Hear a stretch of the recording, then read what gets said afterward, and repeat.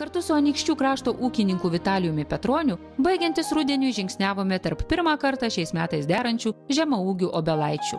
Jis vienas iš nedaugelio prieš keletą metų ėmėsi sodininkystės verslo. Dirbančios moters pasiteiravau, kaipgi turi būti skinami obuoliai. Nedaužant skinamas, sudedant, kad jie nesusidaužytų, beskinant be šakelių. Na, kaip su koteliu turi būti, ar be kotelio obuolys? Su koteliu. Kaip skinti reikia? Tempti, traukti, sukti? Sukti.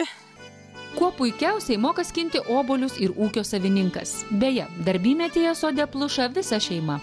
Na, o skinant galim pajusti, ar sunokęs obuolys? Matosi, kad jau. Jei sunokęs, tai krenta į delną.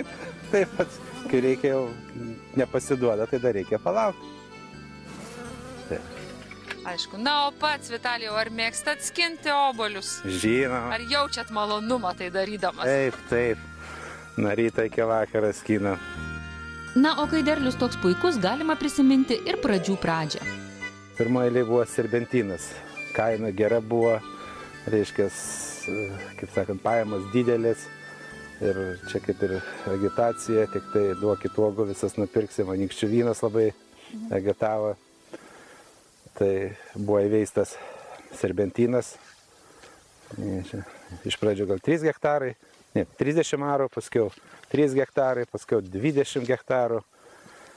Ir po to jau, kai pradėjo suogam, čia sodininkai patarės, sako, prie uogų tiktų ir sodas.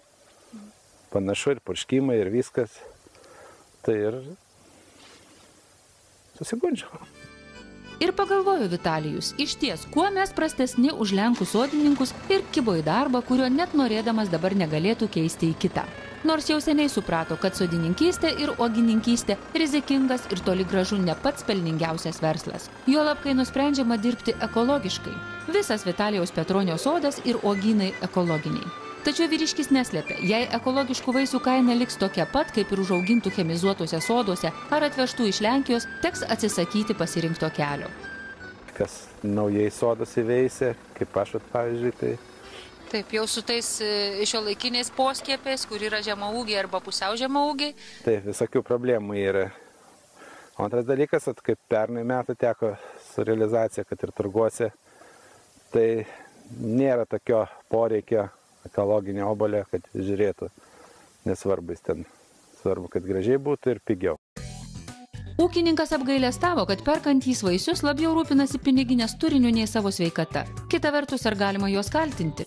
Beje, dažnas net ir nepatiki, kad šitai puikiai atrodantys obuoliai gali būti užauginti nenaudojant cheminių augalų apsaugos priemonių. Sako, kodėl gražus? O tai kiek mes paliekam namuose tų, kur negražus, į mišką išvežam, to tai nieks nemato. Žvėriukam atiduoda. Taip. Taip ir tas atrūšiavimas vyksta. Visą laiką turgų vėžiai gražiausi. Vitalijaus žmona Rasa gali apibūdinti kiekvieną veislę. Pageidaujantiems vaisius perpjaunamas ir duodamas ragauti. Na, o sumaniusiems pasinaudoti paramą pagal Lietuvos kaimo plėtros 2007-2013 metų programos priemonės agrarinės aplinkosaugos išmokos programą ekologinis ūkininkavimas, būtina įsidėmėti, gavusieji ES lėšas įsipareigoja ne tik laikytis patvirtintų ekologinio ūkininkavimo taisyklių, kasmet deklaruoti pasėlius, bet ir dalį išaugintos ar pagamintos produkcijos parduoti. Petroniai savo užaugintą derlių realizuoja turguose. Mėgstantiems didelius obuolius sodininkai gali pasiūlyti ir beveik puskilograminių rekordininkų. Tačiau norint, kad vaisiai kuo ilgiau liktų prekinės išvaizdos, Petroniams teko pasispausti ir investuoti. Šiuolaikiškos saugyklos pastatytos su ES parama. Ūkininkas tikisi, kad įdėtas milijonas vėliau ar anksčiau atsipirks. Nebus užšaldytas kaip kad šios ūkyje užaugintos ekologiškos uogos, kurioms pirkėjas vėliau ar anksčiau bet atsiras. O sukantiems galvą ir netikintiems ekologinio ūkio sertifikatu Vitalijus mielai paaiškina, kaip kovoja su ligomis ir kenkėjais.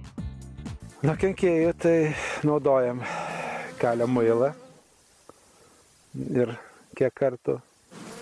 Po to buvo naudojamas biokalis ir dilgėlių antpilas yra N kartų naudojamas buvo.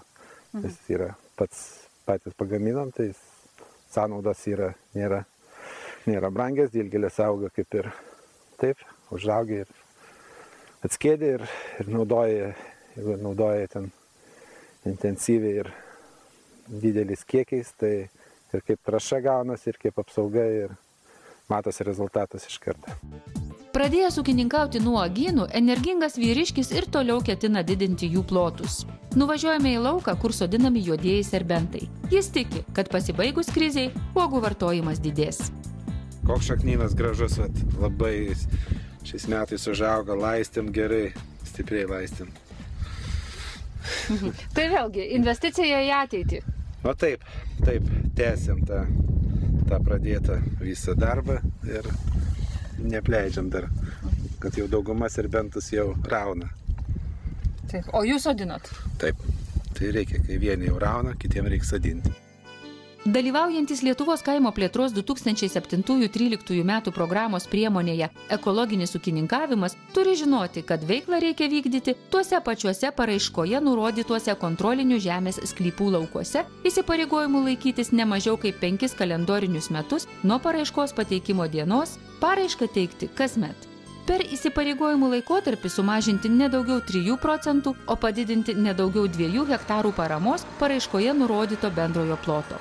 Norėdamas didinti deklaruojamą plotą, pareiškėjas turi teikti naują paramos paraišką ir privalomus dokumentus didinamam plotui.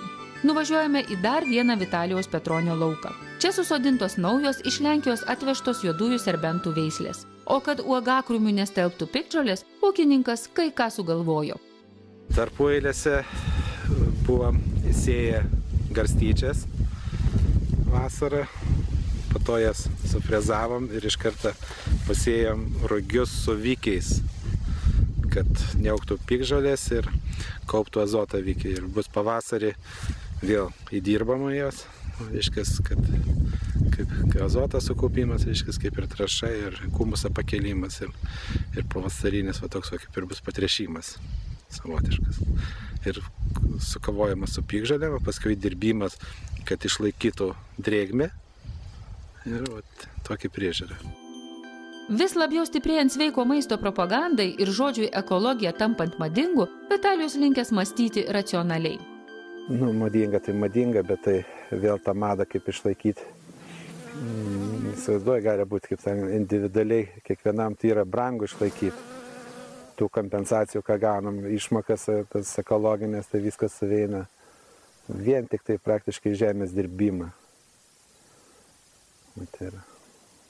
Neskaitant ten apsaugos priemonę. O tos produkcijos, jeigu kaina bus analogiška kaip įprastinės, tai po 5 metų, tai reiškia, kaip suveista laikas, matysim. Ar mes galėsim propaguoti individualiai ekologinį ūkininkavimą, ar šiaip pasitraukti kaip ir įprastinį.